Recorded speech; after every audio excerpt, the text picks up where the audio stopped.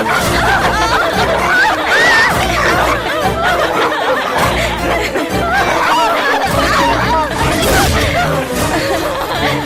funny.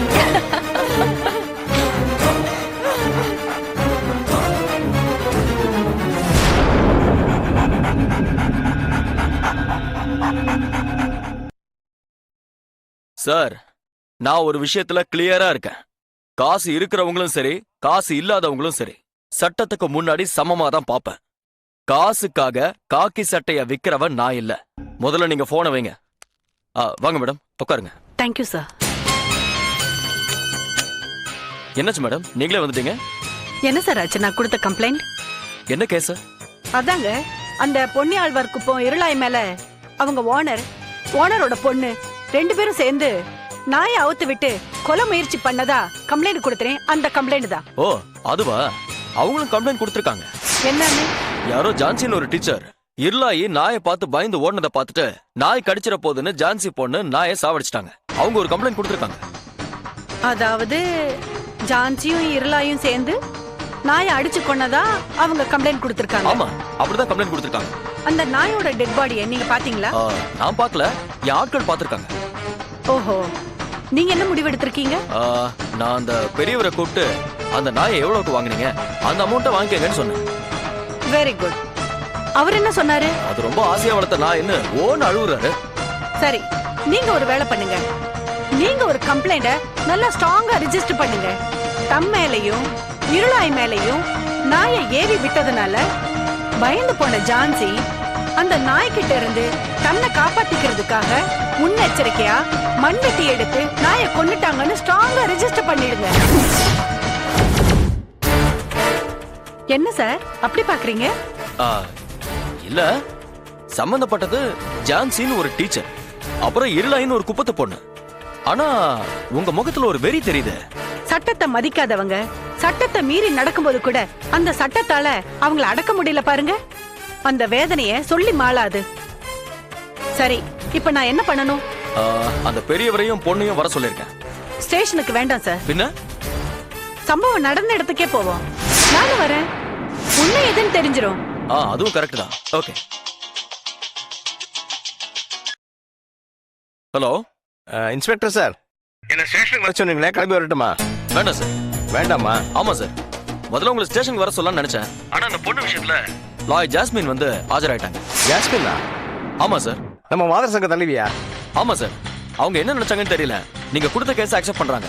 உங்க நாய் சாவு காரணம் ஜான்சி தான், அப்படியே கேஸ் ஃபைல் பண்ணுங்க, நான் பாத்துக்கிறேங்கிறாங்க. அதுக்கு நான் என்ன பண்ணட்டும்? சார், நாளைக்கே அந்த ஜான்சியையும் இருளையும் உங்க வீட்டுக்கே வர சொல்றேன். அங்கேயே வச்சு பேசிக்குவோம். என்ன சொல்றீங்க? ஓகே சார், தாராளமா வாங்க. Okay sir. மேடம், அவங்களே லைன்ல வந்தாங்க.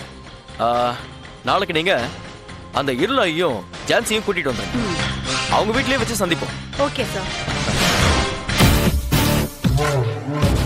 என்னாச்சு டாட்? ஏன் ஒரு மாதிரி டல்லா இருக்கீங்க? நம்ம அந்த ஜான்சி உள்ள வைக்கிறதுக்காக நம்ம நாயை அடிச்சு கொண்டுட்டு அவ கொன்னதா அவ மேல கேஸ் போட்டோம் இல்ல? ஆமா. அவதுக்கு சீனியர் அட்வொகேட்டும் மாதர் சங்க தலைவியான அந்த ஜாஸ்மின் மூலமா மூவ் பண்றான். நாளைக்கு இன்ஸ்பெக்டர் வீட்டுக்கு வரேங்கிறார். போலீஸ் நம்ம வீட்டுக்கு வந்தா ஆபத்து இல்லையாப்பா? ஏன் அப்படி சொல்ற? அந்த இன்ஸ்பெக்டர் ஒருவேளை இறந்து போன டாமிய நாம புதைச்ச இடத்த தோண்டினா அதுக்கு பக்கத்திலேயே நாம ஏற்கனவே புதைச்ச டெட் பாடிய பத்தி எல்லாம் தெரிஞ்சிருமே. அத நினைச்சதான் எனக்கு பயமா இருக்கு டாட்.